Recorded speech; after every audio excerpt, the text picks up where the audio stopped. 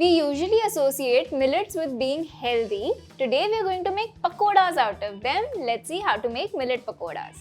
These pakodas are actually super simple to make, but a little bit of pre-prep is required. You need to soak your Kodo millets or any other millets of your choice and also your urad dal. Make sure that the millets are soaked for at least 6 to 7 hours so that they are nice and soft when you grind them. Now I'm going to add the soaked millets into the jar. Make sure you're draining out most of the water from it. You may need to use a spoon to get rid of the excess water. The urad dal has also been washed and has been soaking for the last 3 hours. It's nice and soft now. Now we're going to grind this into a fine paste. Let's have a look. Looks nice and fine. Let's remove this batter in a bowl. Our batter is nice and ready. Before adding other ingredients to our batter, I have kept a pot of oil over here to heat up. Now to this I'm going to add some vegetables. This is 1 medium-sized onion, half a carrot, half a capsicum, chopped coriander leaves, 1 green chilli which is finely chopped, 1 teaspoon of chopped ginger, 3 cloves of garlic that have been sliced, and a few chopped curry leaves.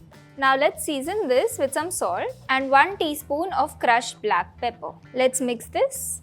Another tip to ensure fluffy pakodas is to add some hot oil into the batter, 2 tablespoons of this hot oil. Be careful while doing this.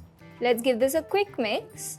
You will instantly feel that the batter is now light. To ensure this is fluffy, we are going to add a pinch of fruit salt, mixing it once again. At this point, make sure you're not over-mixing the batter. Now it's time to fry our pakodas. If you're inexperienced in the kitchen or simply scared of frying things in hot oil, here's a great tip for you. To fry the pakodas, take a big spoon, dip it in the hot oil and simply scoop out the batter and drop it into the hot oil. You can make nice and tiny pakodas like this very easily.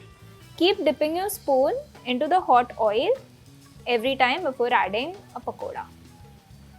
To get crispy pakodas, make sure you don't overcrowd the pan and flip the pakodas every now and then. As you can see, they look really nice and fluffy. Fry them on medium to low flame so that the insides also cook very evenly. The pakodas are nice and golden brown and the bubbles have also reduced quite a bit. So I'm going to take this off on a kitchen towel.